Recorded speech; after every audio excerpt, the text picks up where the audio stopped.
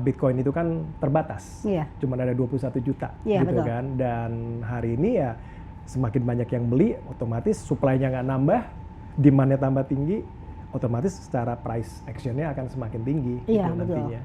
Itu mereka melihat kripto ini sebagai sesuatu yang banyak sekali dibilang bahwa ini adalah scam. Terutama Gen X. Yes, scam lah, terus ini Ponzi, ya kan, pokoknya negatif lah gitu loh.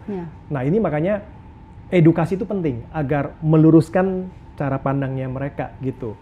Crypto adoption di Indonesia ini naik dan itulah yang kenapa membuat exchange luar pun akhirnya berlomba-lomba masuk. Jadi untuk industri sebetulnya bagus, artinya tervalidasi nih bahwa di Indonesia kripto akan berkembang dan untuk masa depan ini akan menjadi lebih baik lagi gitu kan.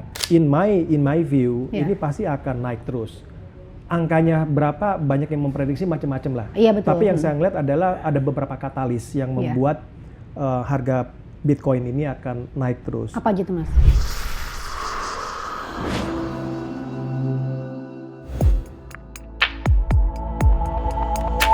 Halo Sobat Investor, berjumpa lagi dengan saya Lona Olavia dalam podcast Konvergensi bersama. Kali ini kita kedatangan nih pakar kripto nih, Mas Kelvin Kizana.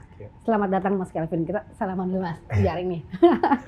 Mas Kelvin nih, Mas Kelvin udah punya pengalaman 20 tahun ya Mas ya di teknologi ya. Terakhir itu di Country Director WhatsApp Indonesia, adopsi teknologi. Dulu kan zaman kita tuh zaman BlackBerry Messenger tuh Mas, BBM, terus WA. Sekarang kayaknya handphone nggak bisa lepas, WA udah nggak bisa lepas juga Mas. Bener ya? Nah sekarang kripto nih, kita berharap dengan kehadiran Mas Kelvin, kripto juga nggak bisa lepas nih dari investasi kita nih ya, bener Mas ya? Oke. Mas Kelvin, ini kan Mas Kelvin kan selamat dulu Mas, sebelumnya kan jadi ya CEO-nya toko kripto ya, PT Aset Digital Berkat ya Mas, toko kripto ya. Mulai awal Januari Mas ya? Awal Januari. Tanggal 13 ya? Tanggal 13 pas joinnya. Jadi kurang lebih 5 bulan lah sampai hari 5 ini. 5 bulan. Mas ceritain Mas, 5 bulan ini gimana Mas kesan-kesannya nih? Wah, jujur aja 5 bulan di sini saya ngobrol ke teman-teman kantor berasa kayak udah setahun 2 tahun kerja. Karena saking sibuknya, saking challengingnya, saking serunya gitu loh. Karena banyak sekali hal-hal yang betul-betul dinamikanya itu sangat cepat ya. Jadi setiap minggu itu kita selalu ada jokes, ada apa yang baru lagi nih minggu ini gitu loh. Jadi ada selalu surprise baru lah. Nah itu cuman pengen menunjukin bahwa dunia kripto ini very fast pace ya. Juga dengan regulasi yang pas saya masuk itu baru pas pindah OJK ya, pas 10 Januari dari Bapeti ya, pindah ke OJK di 10 Januari, jadi banyak sekali di masa transisi ini ya masa-masa adaptasi lah terhadap regulasi yang baru. Ya harapan kami sih semuanya adalah untuk inovasi yang tetap bisa berkelanjutan, ya tidak membunuh inovasi, regulasinya bagus, dibikin lebih ketat agar tidak menjadi bola liar gitu ya. Jadi harapan kita ya dengan berpindahnya ke OJK ini ya menjadi lebih baik lah industri kripto di Indonesia gitu loh. Nah itu yang membuat kita tuh banyak beradaptasi dan banyak sekali hal-hal yang kita lakukan. Nah selama 5 bulan ini, of course dengan saya on board di situ, mengenal tim dan juga kepingin belajar lebih banyak dari mereka. Dulu kan saya cuma sebagai trader, pada saat sekarang saya duduk di sisi lain di exchange, jadi kepingin tahu gitu kan cara kerjanya gimana. Jadi saya juga banyak belajar dengan teman-teman di kantor gitu. Nah itu yang membuat saya kayak every single day itu I've been educating myself gitu loh, dan kayaknya nggak selesai gitu, banyak selalu ada yang baru gitu loh. Exciting sih. Kenal kripto sejak kapan sih Mas sebelumnya? Tepatnya sih 2015 ya, 2015 ke 2016 lah gitu. Masih murah Bitcoinnya. Waktu itu berapa Mas inget tuh Mas? Aku inget pertama kali beli itu sekitar 300 sampai 400 dolar satu Bitcoin. Itu ya bayangin kalau sampai hari ini udah 100. Kemarin barusan naik 110.000 ya. Sekarang kan? 110.000 posisi kali ini gitu kan. Sempat kan BTC paling tinggi kemarin kan pas Pizza Day ya Mas ya, 22 Mei, hampir 112.000 dolar atau setara 1,83 ya, lagi koreksi sedikit, tapi lagi bounce lagi sekarang. Nah bisa to the moon lagi nggak Mas? Toko kripto kan identik dengan to the moon ini Mas. Harapan kita pasti itu adopsi Bitcoin dan edukasi kripto ini kan terus berjalan ya. Jadi semakin banyak masyarakat yang paham, tentunya ini bisa menjadi semakin baik lah dari sisi value ya. Karena kan kita bicara juga kalau dari sisi ekonomi, supply and demand. Bitcoin itu kan terbatas, cuma ada 21 juta gitu betul. kan. Dan hari ini ya semakin banyak yang beli, otomatis supply-nya nggak nambah, demand-nya tambah tinggi, otomatis secara price action-nya akan semakin tinggi. Iya, betul. Nantinya. Oke, di Indonesia sendiri Mas ya, kita ngomongin kripto kan, adopsi Indonesia 3 terbesar ya Mas ya. Bahkan Amerika sendiri di posisi keempat. Gitu kan. Sedangkan di Amerika Serikat sendiri paling banyak investasi sekarang orang-orang di ke kripto Mas dibanding emas gitu ya. Gitu kan. Selain adopsi kita nomor 3, secara adopsi juga sesi aplikasi kripto ternyata terbaru nomor 2 ya Mas, di atas Jerman ya. Jadi orang tuh sekarang kemana-mana di handphonenya udah ada aplikasi exchange kripto. Mereka lihat sekarang harga kripto berapa, terus mau beli apa enggak, sekarang udah mulai banyak tuh Mas ya. Betul. Nah gitu Mas. Kira-kira nanti perkembangan tren kripto sendiri ke depan gimana sih Mas? Saya ngeliat sih kalau perkembangan ini akan terus semakin semakin inovatif ya dari sisi teknologinya. Kalau kita bicara dari sisi adopsinya, saya melihat bahwa sekarang nih banyak justru anak-anak Gen Z, anak-anak muda ya. Mereka yang dulunya mungkin tidak terbiasa dengan investasi, tapi dengan kripto ini mereka lebih paham, lebih excited. Mungkin karena itu lebih relate dengan dunianya, teknologi, dan juga mungkin banyak sekali proyek-proyek di kripto yang berhubungan dengan game gitu kan. Betul. Nah ini juga saya berkaca ya ke anak saya sendiri. Saya dulu educate dia tentang saham, investasi saham, emas. Tapi dia tuh kayak nggak masuk ke dia gitu loh. Tapi begitu kripto, dia sendiri yang datang ke saya. Saya mau belajar nih, ini excited, dan ini memang terjadi seperti itu gitu loh. Generasi muda ini lebih adapt dengan new teknologi, lebih paham, lebih cepat mereka memahami dunia kripto ini. Tapi juga dari sisi yang traditional investor pun mereka juga mulai terbuka matanya untuk mulai mau masuk ke dunia kripto. Yang awalnya kalau saya ingat itu ya mungkin sekitar zaman sebelum COVID lah ya. Itu mereka sangat skeptis, terutama mereka-mereka yang udah terbiasa investasi di saham, kan? Itu mereka melihat kripto ini sebagai sesuatu yang banyak sekali dibilang bahwa ini adalah scam. Terutama Gen X. Scam lah, terus ini Ponzi, ya kan? Pokoknya negatif lah, gitu loh. Nah ini makanya edukasi itu penting agar meluruskan cara pandangnya mereka gitu. Karena sekarang gini, kan banyak sekali pihak ketiga yang memanfaatkan situasi. Trennya lagi kripto, mereka bikin sebuah gamification bentuknya money game, tapi yieldnya hasilnya dalam kripto, begitu mereka loss atau ambiar gitu yang disalahkan kripto, padahal kan itu cuman yieldnya. Coba kalau itu menggunakan US dollar, masa US dollarnya yang dibilang Ponzi atau sesuatu yang negatif, enggak kan? Ini kan pihak ketiganya yang membuat itu dan memanfaatkan situasi. Lagi orang-orang ngomongin tentang kripto nih. Jadi excitement dari situ dia bikin lah itu. Nah banyak orang kejebak ke sana. Ini makanya edukasi ini penting. Edukasi ini harus dilakukan dan itu yang kita lakukan di toko kripto. Kita tuh jujur saya pribadi saya suka di toko kripto itu karena saya ngeliat memang program utama dari toko kripto itu adalah literasi dan edukasi. Literasi kuat Pak, toko news itu kuat banget Pak. Sangat. Tahun lalu aja saya ingat betul itu ada sekitar 135 lebih events seluruh Indonesia ya, dan itu baik dari online, offline ya, kita banyak sekali channel-channelsnya. Kita ada toko news, ada community meet up yang kita sebut Obras ya. Itu tim komunitas kita jalan-jalan tuh ke berbagai daerah sampai juga ke kampus. Kita edukasi juga mahasiswa-mahasiswa. Betul. Jadi karena itulah saya ngelihat bahwa personal ini juga ya, personal ambition juga gitu ya. Saya tuh kepengen advocate orang agar paham mengenai kripto, mengenai Bitcoin gitu loh. Nah ini sejalan nih dengan toko kripto, makanya pada saat dapat panggilan di sini, wah kayaknya pas banget gitu kan. Toko kripto mengedukasi, saya juga kepingin. Karena kan gregetan sih Lona, begitu ngeliat orang belum apa-apa udah ngejudge Bitcoin tuh scam. Kripto tuh. Coba dipahami dulu. Underlying sebenarnya ada ya, maksudnya teknologi di belakangnya, karena kan orang pasti lihat kalau saham oke lah ada gedungnya, asetnya. Kalau kripto kan underlying-nya kayak gimana, Mas? Ya, Nah, ya. itu kan mungkin masih jadi PR sebenarnya buat kita Betul, ya. betul. Project-project kripto itu sebetulnya banyak white paper-nya. Iya. Ya, white paper itu bisa dipelajari, Iya. bisa dilihat. Ya tentunya you need to do your own research Iya, gitu prospektus kan. lah ya di ini. Betul, dipelajari. Bukannya dibilang nggak ada underlying sama sekali, Iya. underlying teknologi. Tapi Oke. karena ini adalah sebuah aset keuangan yang baru, tentunya pasti terjadi volatilitas harga yang cukup tinggi juga kalau Betul. kita bicara dari sana ya. Tapi kalau kita pelajari dengan benar-benar, white paper kita pahami seperti apa, harusnya nggak jadi masalah gitu loh. Untuk Iya. mereka bisa, oh ya ini benar nih, sesuatu yang positif, sesuatu yang bagus. Nah untuk educate itu, banyak-banyakin tuh datang ke komunitas meetup. Seperti yang diadakan sama toko kripto, kita Iya. mengeducate mereka Iya. gitu loh, agar paham nih. Jangan invest hanya karena temen, terus Iya. Lona ikutan, Iya, tapi iya. tanpa memahami apa yang diinvest. Itu Iya. yang paling bahaya gitu loh. Oke. Jangan sampai terjadi seperti itu. Kita mau teman-teman tuh semua teredukasi dengan baik.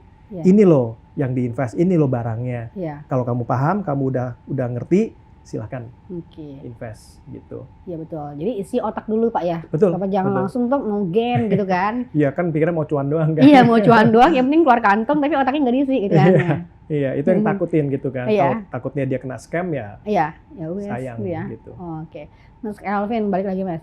Kan nanti mau berarti September udah ulang tahun ke-7 ya toko kripto ya. 15 Ke-7, September iya. ke-7 tahun ya. Iya. Oke. Hmm. Mas mau ceritain nggak harapan buat toko kripto nanti ke depannya mau kayak ada inovasi-inovasi apa sih Mas? Sekarang kan ekosistem kripto tanah air kan makin luas tuh gitu ya Iya. opsinya dengan OJK masuk sebagai regulator. Mm-mm. Nanti untuk toko kripto sendiri perkembangannya perkembangan yang kemarin dan juga ke depannya itu seperti apa sih Mas? Oke, kalau kita bicara teknologi exchange dan Iya. fitur-fiturnya, at the end of the day itu pasti akan sama. Iya. Exchange A, B, C, D, E pasti akan menawarkan fitur-fitur yang sama lah Iya, gitu oke. kan. Ada spot trading, nanti akan ada futures atau derivative trading gitu kan.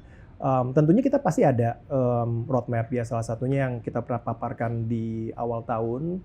Kita ada beberapa fitur yang akan kita luncurkan tahun ini, ada Web3 Wallet, kemudian ada Launch Pool ya. Tapi itu again, itu nanti exchange lain juga pasti akan punya gitu loh ya kan. Tinggal tunggu waktunya aja gitu. Yang kita banggakan adalah dan jadi fokus utama kita di tahun ini adalah toko kripto prestis. Oke, Nah, yang institusi ya Pak itu ya. Ya, ini berhubungan dengan secara regulasi udah mengizinkan institusi untuk berinvest di kripto. Betul, sejak tahun lalu. Betul.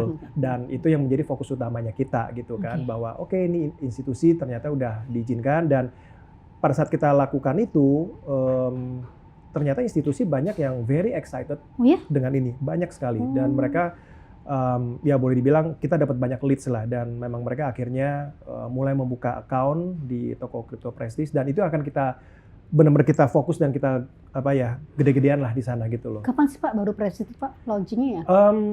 Sebulan yang lalu. Baru banget ya? Baru banget. Tapi sebetulnya sebelumnya sudah ada kayak pre-launch-nya lah gitu kan. Cuman benar-benar kita website-nya ready dan semuanya ready gitu, itu baru bulan lalu. Bulan lalu Mei berarti ya Pak ya? Iya, bulan Mei. Itu udah resmi ada, dan sekarang timnya kita ya udah benar-benar ngejar ke semua institusi nih. Dan kita banyak melakukan workshop-workshop private untuk mengeducate mereka agar mereka paham, sehingga mereka tahu nih bahwa investment itu ya nggak cuma emas lagi gitu kan, atau saham, ada sesuatu yang bisa memberikan return yang jauh lebih baik gitu. Oke. Saat ini sudah berapa sih, bocorin boleh nggak? Institusi masuk ke toko kripto sudah seberapa banyak sih sebenarnya gitu? Mungkin secara spesifiknya saya nggak bisa bisa beritahukan, tapi paling tidak dari volume tradingnya kita itu kontribusinya itu dari institusi ini udah kurang lebih sekitar 50%-an. Ya. 50%?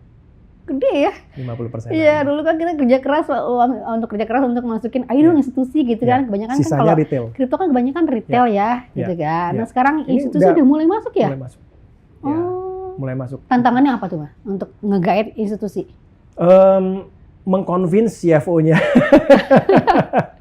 agar mereka paham bahwa ini adalah aset yang menguntungkan gitu. Iya. Ya tentunya edukasi lah ya, itu tantangannya, karena kan banyak walaupun kripto kita ngeliat di Indonesia sudah berkembang dari data OJK aja sampai kuartal pertama aja kan udah ada 13 juta lebih. Betul.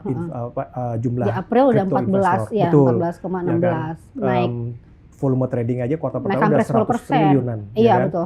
Nah, Untuk yang April. jadi walaupun udah kelihatannya besar, Iya. tapi masih banyak sekali yang teman-teman di luar sana tuh yang again masih skeptis, masih menimbang-nimbang apakah ini investasi yang oke gitu kan. Nah, edukasi itu sih yang penting banget untuk mereka pahami betul ini aset. Memang aset beresiko. Iya. Pasti. Kalau yieldnya tinggi pasti beresiko Iya, gitu betul. kan. Tapi kalau kita ngeliat dari sejarahnya ya Bitcoin nggak pernah balik ke angka di awalnya dia. Kalau kita ngelihat dari awal dia lahir sampai hari ini selalu trennya naik terus. Of course along the way pasti ada koreksi, Iya. tapi tetap dia akan naik terus gitu Ya, loh. dulu kan hanya bisa beli pizza gitu kan, Iya. satu piece. Sekarang bisa mungkin beli perusahaan pizzanya. Iya, makanya. Iya, iya. Bayangin aja waktu yang tadi saya cerita di awal 2015 saya beli Iya. satu Bitcoin 300 sampai 400 dolar. Hari ini 115.000, satu Bitcoin iya. 110.000. 110.000 ya. Iya, iya. Itu kan wow gitu loh. Iya, iya. Nggak ada investasi yang bisa memberikan return dan pergerakan harga yang segitu tinggi gitu Iya. kan. Oh, Ya. oke. Berarti untuk taruh di masing-masing keranjang. Dulu kan biasa ada mengenal istilah investasi ya. Dan put your egg in one basket. One basket. Ya, Oke. diversifikasi. Diversifikasi ya. Saya Harus juga kripto nggak- itu harus masuk ya. Betul, Berarti saya juga harus nggak masuk bilang sama kripto ya. Lona, udah taruh semua di kripto. Iya, Enggak. all in. Oke. Diversifikasi, cuman mulai dilirik lah. Dilirik lah, Karena seenggaknya ada ini satu basket lah betul, gitu kan. investasi untuk yang cukup menjanjikan lah gitu. Iya, termasuk buat institusi ya, cadangan kas mereka ya. Yes. Cadangan kas, karena kita Betul. dengar sekarang dari semua berita di global sudah banyak institusi punya cadangan kas Ya. Bitcoin ya, Ya. Mas ya, untuk Ya. itu ya. Paling Ya. aman sih Bitcoin Itu ya baru sebenarnya. institusi. Dan kalau mau dibilang, kalau tadi sempat disinggung mengenai pergerakan harga Bitcoin nanti gimana gitu Iya, kan iya, di masa iya. depan. Hmm. Ini yang pasti kalau in my view Iya. ini pasti akan naik terus. Angkanya berapa banyak yang memprediksi macam-macam lah. Iya, betul. Tapi yang saya ngeliat adalah ada beberapa katalis yang Iya. membuat harga Bitcoin ini akan naik terus. Apa aja tuh, Mas? Salah satunya kalau kita lihat tadi kan kita udah sentuh mengenai institusi. Iya, Institusi itu kalau mau dibilang itu masih just sekian persen lah iya, kontribusinya. betul. Kita lihat ada ETF fund. ETF. Nah, di Indonesia juga mau bikin betul. ETF kan? ETF ini kan artinya untuk menjembatani teman-teman yang mungkin nggak gitu paham. Iya. Aduh kompleks ya, mesti download apps-nya, mesti Iya. bikin wallet. Iya, Wah, iya. Step-nya mungkin masih terlalu teknis bagi teman-teman Betul. yang nggak terlalu tech savvy, Iya. sehingga ETF jalan keluarnya gitu kan. Mereka tinggal ya udah ini saya punya uang sekian, nanti ya dari ETF fund manager yang akan membelikan Bitcoin Iya. ke dalam portfolionya Betul. dia.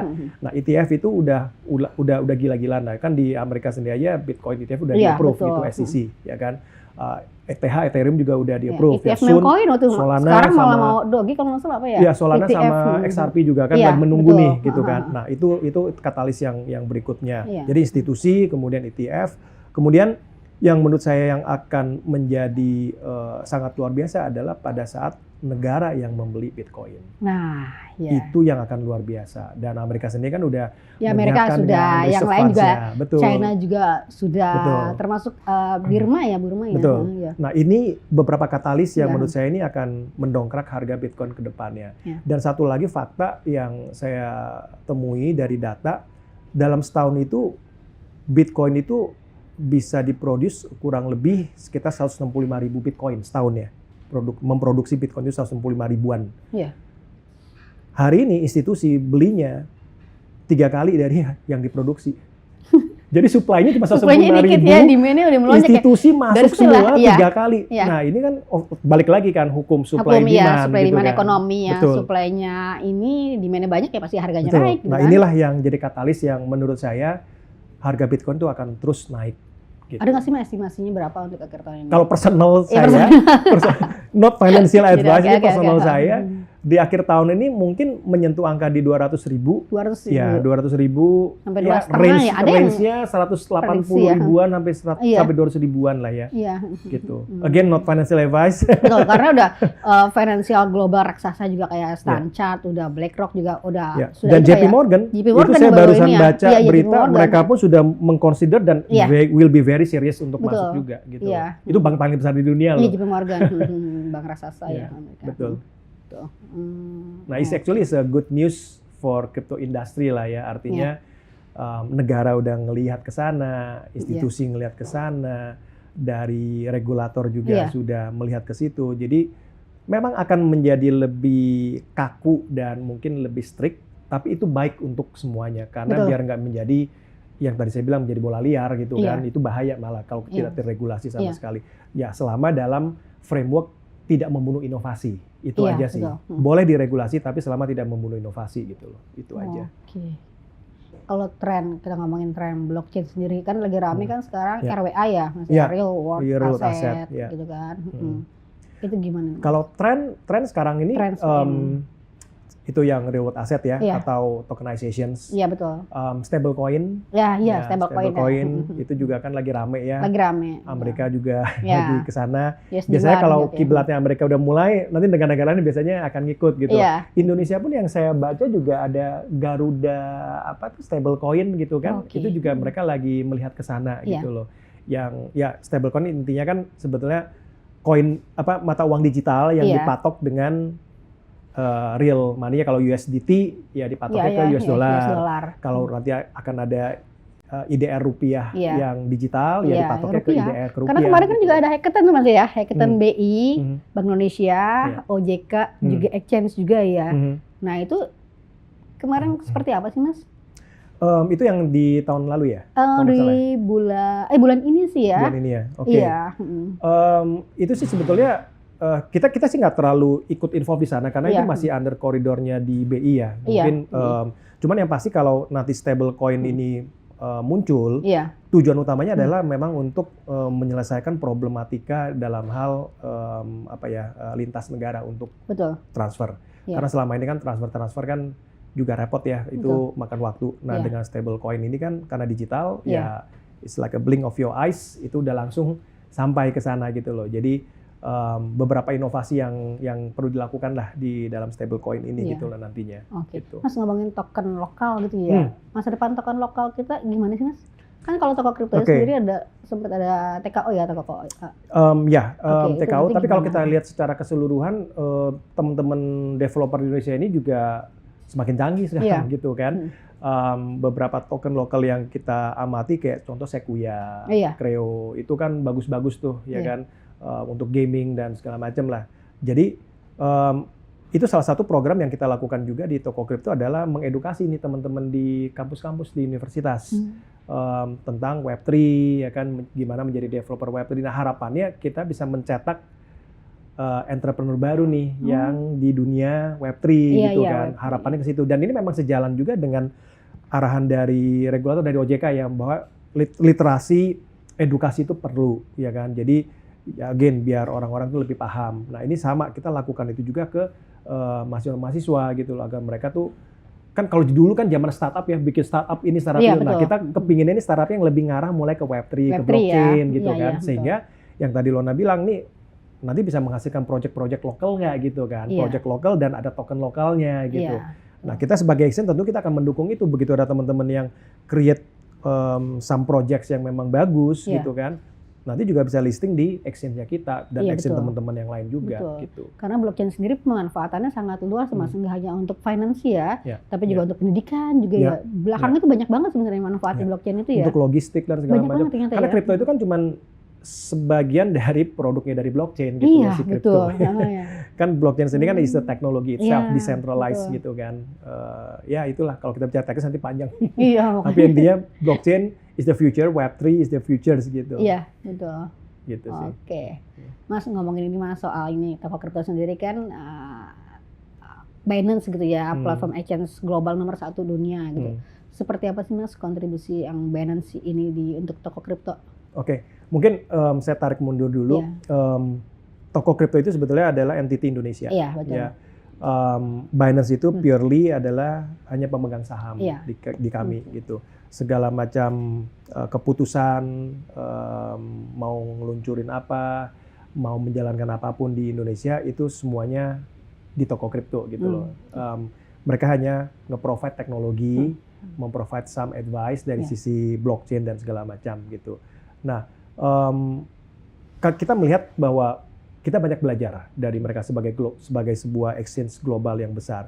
Jadi dari situ kita bisa lebih mateng dan lebih paham ini mesti dijalankan seperti apa. Karena kita mengacu ke sebuah global exchange yang udah proven, yang memang sudah berjalan sekian lama Iya. gitu kan. Jadi banyak hal yang kita belajar di situ dan banyak support yang kita dapatkan dari sana. Tapi again balik lagi semua keputusan itu adalah di kita gitu. Teknologinya ada, tinggal kita mau mengambil yang mana dan tentunya harus dalam koridor regulasi. Iya betul. Jadi misalkan kita mau munculin satu fitur baru nih yang di toko kripto belum ada tapi di Binance-nya ada gitu kan. Kita akan melakukan audiensi dulu ke regulator. Kita akan bikin proposal, kita akan ngobrol sampai dari OJK approve baru kita akan luncurkan. Karena kita nggak mau meluncurkan sesuatu ke publik belum ada izin ataupun belum dapat approval ya dari regulator, itu bahaya sekali gitu loh. Jadi kita tetap akan menjadi exchange yang comply, menjadi anak baik lah ya. Kita nggak mau bandel, nggak mau nakal gitu. Walaupun teknologinya banyak banget, tapi nggak semuanya mungkin cocok dengan iklim Indonesia. Karena setiap negara itu beda-beda gitu kan. Jadi kita akan lihat mana yang cocok, mana yang memang sesuai. Karena tujuan utama dari regulator ini adalah kan balik lagi, apalagi OJK ya, perlindungan konsumen. Betul. Jangan sampai konsumen itu dirugikan. Nah, jadi fitur apapun yang dimunculkan itu akan di-exercise dengan sangat detail. Risk mitigation-nya seperti apa, kemudian kalau terjadi ini mesti gimana segala macam, itu akan di-assess. Once approved dan memang consumer terproteksi dengan baik, itu baru bisa kita luncurkan. Jadi itu selalu yang framework yang kita pakai sih gitu loh. Walaupun kita didukung oleh Binance gitu ya, atau mungkin teman-teman dari exchange lain didukung oleh teknologi apa, tetap itu frameworknya sama. Teknologi ada, tapi kita harus suwon dulu ke OJK, ini boleh nggak? Lagi-lagi perlindungan konsumen. Betul, Mas ya. Karena itu yang harus kita taruh di sana. Karena kalau enggak, trust terhadap exchange-nya kita itu akan hilang. Apalagi kalau sampai consumer dirugikan gitu kan. Itu trust itu hilang. Once trust hilang, itu efeknya kemana-mana. Kehilangan trading volume dan akhirnya kita tutup malah gitu kan. Nggak ada yang trading lagi di kita gitu. Gitu Mas, toko kripto ini sendiri sudah berapa user sih Mas saat ini? Usernya berapa, transaksinya sama target boleh nggak Mas sampai ke depan seperti apa sih target toko kripto sendiri? Kita user hari ini udah lebih dari 4 juta. Ya, lebih dari 4 juta active users di kita. Secara total trading volume yang kita targetkan di tahun ini, kita maunya naik 3 kali lipat dari tahun lalu. Tahun lalu kita sudah mencetak profit ya, which is itu kudos ke teman-teman di laporan toko keuangannya kripto. Kemarin sudah ya Pak ya? Itu termasuk yang comply nih exchange walaupun belum diwajibin tapi sudah nih. Betul, kita exchange paling comply, kemudian kita dapat lisensi ya kan, PFAK, kemudian kita juga mencetak profit lah gitu ya. Nah, itu yang sebetulnya menjadi PR dan beban yang sangat berat buat saya sebagai nahkoda baru di toko kripto karena mempertahankan ini semua profitnya, gitu. Apalagi profitnya, lagi, betul. Jadi dari profit tahun lalu itu kita maunya tahun ini 3 kali lipat. 3 kali lipat ya. Caranya Mas? Caranya selain yang tadi prestis tadi. Ya, yang pasti again kalau kita bicara hanya memunculkan fitur A, fitur B, fitur C, at the end of the day semua orang akan punya yang sama gitu kan. Di kita itu satu yang kita lagi fokus itu adalah di institusi. Iya betul, yang tadi ya. Prestis. Toko kripto prestis ya. Yang kedua itu adalah edukasi. Dengan kita memberikan edukasi yang boleh dibilang benar-benar dengan sepenuh hati ya gitu ya. Tidak ditempel atau diembel-embelin dengan hard selling gitu kan. Benar-benar pengen mengedukasi. Masyarakat akan melihat ketulusan kita gitu loh. Dan pada saat itulah trust itu terjadi dan yang akan mereka ingat adalah brandingnya toko kripto. Brandingnya itu ya. Yang paling sering melakukan edukasi ke daerah-daerah gitu kan. Iya betul. Kita juga bukan hanya ke tier 1 city, sampai ke tier 2, tier 3 pun kita masuk semua ke sana. Tujuannya juga selain tadi selaras dengan program pemerintah untuk edukasi dan literasi, juga untuk inklusi keuangan. Inklusi keuangan. Betul, karena banyak sekali kan teman-teman yang di daerah terpencil atau daerah kecil itu, they don't even have any bank account, unbankable gitu loh mereka, banyak sekali. Jadi dengan ada ini, all the sudden mereka punya semacam kayak bank account walaupun dalam kripto, tapi paling tidak mereka jadi paham terhadap finansial, mereka paham terhadap yang namanya investasi gitu loh. Ya, daripada dipakai untuk judol. Iya, judol. Ya kan? Betul. Dipakai untuk judol, duit hilang. Kalau ini kan enggak gitu kan. Masuk aman. Ya, saya nggak bilang semua kripto itu duit yang nggak hilang. Kalau salah invest juga hilang. Makanya tadi di awal dibilang research dulu, baca, pahami, ikut seminar, ikut berbagai macam edukasi sehingga mereka tahu nih yang diinvest apa gitu. Iya betul. Ya kita ikut memerangi judol. Daripada judol, nah itu ya, lagi masuk rame ke Pak. kripto. Betul. Itu musuh kita tuh. Musuh di kripto juga ya, musuh exchange gitu ya, musuh bersama ngapain ya. uangnya dibuang ke judol gitu. Iya, Mendingan masuk ke kripto. Gitu. Oke. Sih. Iya, Mas lagi rame nih ngomongin persaingan ya, kompetisi di exchange karena kan tahu ya adopsi kita besar, jumlah populasi kita besar juga gitu kan. Sekarang juga banyak exchange luar mulai masuk ke Indonesia. Oke, toko kripto kan sebelumnya sudah ada Binance nih gitu kan. Terus juga kemarin terbaru ada kan Onobi, terus koin sayang yang terbaru juga kemarin masuk juga gitu kan. Boleh nggak Mas dijelasin itu peta kompetisi seberapa menggiurkan juga sih Indonesia itu di mata asing sampai semua yang exchange luar tuh mau akuisisi kita. Sama kemarin kan terbaru kan ada ya branding nih sebenarnya yang exchange lama branding dengan yang baru gitu kan. Nah itu gimana sih Mas? Kalau kita ngelihat ini sebetulnya sesuatu yang positif ya. Artinya Indonesia ini dilirik gitu kan. Dan bahwa crypto adoption di Indonesia ini naik. Dan itulah yang kenapa membuat exchange luar pun akhirnya berlomba-lomba masuk. Jadi untuk industri sebetulnya bagus. Artinya tervalidasi nih bahwa di Indonesia crypto akan berkembang. Dan untuk masa depan ini akan menjadi lebih baik lagi gitu kan. Kalau menurut saya pribadi dan teman-teman di toko kripto persaingan itu baik dan itu sehat. Baik dan sehat. Tentunya tinggal masing-masing pemain gimana caranya bisa menggait usernya agar bisa trading di tempatnya mereka. Ya dengan berbagai macam cara lah. Mungkin dengan berbagai macam bikin campaign yang menarik atau mungkin ya kalau yang akan kita lakukan kita mah campaign biasa aja. Nggak yang sampai jor-joran campaign yang aneh-aneh gitu kan. Kita lebih ke edukasi. Kita balik lagi ke core kita. Core kita itu adalah edukasi gitu loh. Harapan kita mau sebagus apapun itu campaign-nya, tapi kalau edukasinya nggak ada, percuma gitu loh. Jadi kita akan masuk ke core-nya. Tetap edukasi itu penting. Kita masuk ke kampus-kampus, kita masuk ke komunitas.